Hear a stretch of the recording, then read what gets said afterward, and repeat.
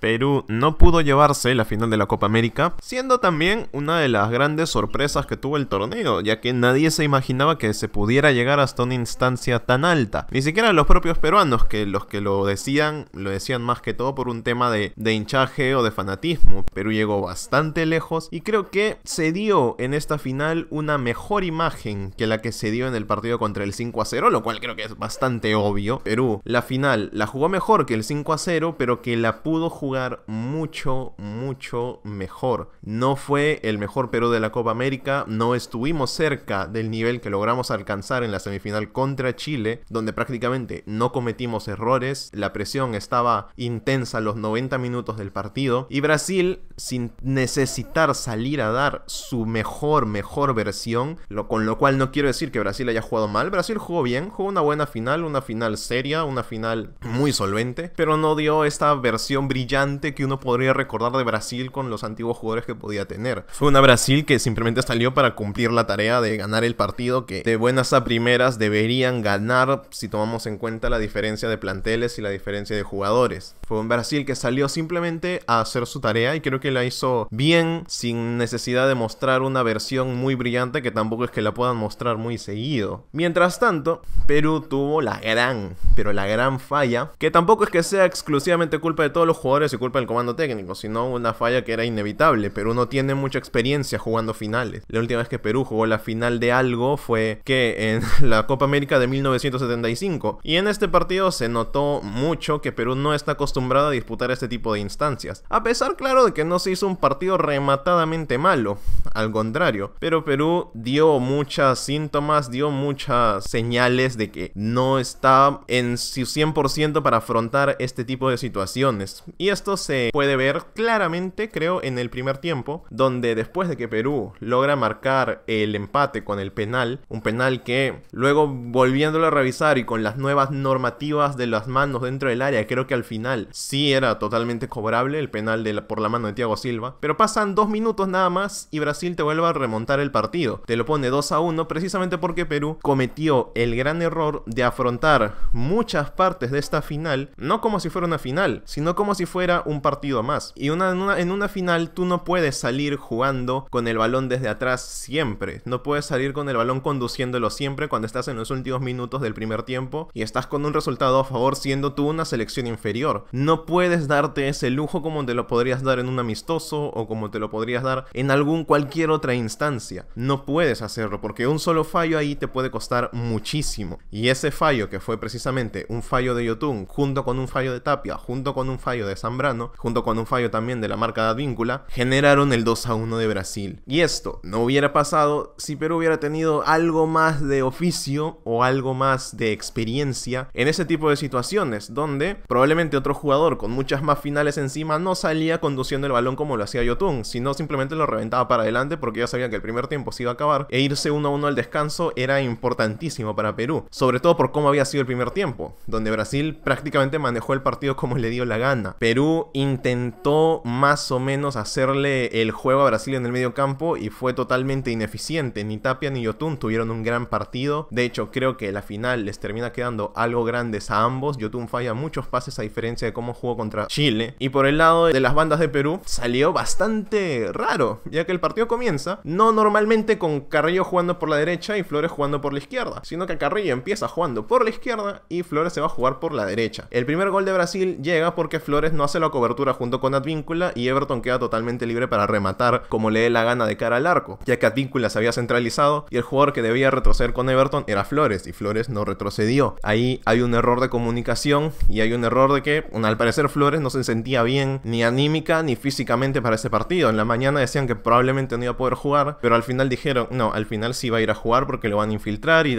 no sé qué historias más. Pero ahí te das cuenta de que Perú empezó a cometer varios errores ni bien estaba comenzando el partido. El primer tiempo fue prácticamente un monólogo de Brasil, donde manejaron el balón de la manera que les dio la gana. Perú trataba de avanzar y la presión de Brasil nos quitaba el balón bastante sencillo. Y yo creo que Perú trata de asumir el partido desde la visión de un equipo bastante conservador, lo cual creo yo era la opción más viable para hacer el partido largo y para hacer el partido mucho más difícil para Brasil. Sin embargo, esto no es la única parte del proyecto, del plan de ser un equipo conservador. conservador. Si eres un equipo conservador en defensa que no suele salir mucho de tu campo, las pocas veces que sales necesitas tener jugadores muy implicados, muy rápidos y muy desequilibrantes. Y al menos en el primer tiempo, ni Flores, ni Cueva, Carrillo por ahí un poquito, fueron desequilibrantes en ningún momento. Advíncula prácticamente no subió, Trauco prácticamente no subió, y Perú se quedó con esto de que me quedo mucho defendiendo, pero al momento de salir a atacar no estoy totalmente confiado. Es como que sacrificas algo para hacer otra cosa. No puedes hacer las dos cosas al mismo tiempo. Brasil, en cambio, fue una selección que podía hacer las dos cosas al mismo tiempo. Defenderse bien, que lo hicieron, creo yo, con bastante solvencia, y atacar bastante mejor que nosotros. Perú podía por momentos centrarse en defender bien, donde creo que en el primer tiempo Brasil no es que tenga excesivas ocasiones de gol. De hecho, creo que la defensa de Perú está defendiendo más que todo por acumulación y por juntar jugadores en el área para poder sacar balones. En ese aspecto le estaban haciendo bien. Pero al momento de salir, al momento de intentar dar el contragolpe, de devolver lo que Brasil te estaba haciendo, no se podía. Principalmente por una razón, porque los jugadores peruanos en ofensiva jugaron exactamente igual que jugamos contra Uruguay. De hecho, tú mírate el video, el partido Perú-Uruguay, y mírate esta final Perú-Brasil, y el planteamiento de Perú es muy similar. La única diferencia es que Brasil tiene muchas más armas para hacerte daño que Uruguay. De Uruguay decían que probablemente los únicos que pueden hacer gol son los delanteros y los dos centrales. De ahí más gente del equipo no suele hacer goles. Y viendo las estadísticas, hasta cierto punto es así. En Brasil es diferente. Te pueden hacer gol algún defensa como Dani Alves, algún central de cabeza, te puede hacer gol Gabriel Jesús, te puede hacer gol Everton, te puede hacer gol Coutinho, te puede hacer gol Firmino. Tienen muchas más opciones para hacerte daño, a diferencia de Uruguay. Perú plantea un partido muy similar al que le plantea Uruguay, solo que esta vez teníamos enfrente a un equipo que ofensivamente es mucho más peligroso que Uruguay, aunque defensivamente no eran tan solventes como Uruguay, ya que a Brasil, a diferencia de Uruguay, sí le llegamos a rematar al arco. Le rematamos algunas veces con algunas jugadas bastante interesantes y bastante peligrosas. No es que hayamos tenido un gol cantadísimo en el primer tiempo, en el segundo tiempo que pudiéramos decir, ¡ah, su madre, cómo se ha fallado este gol! Pero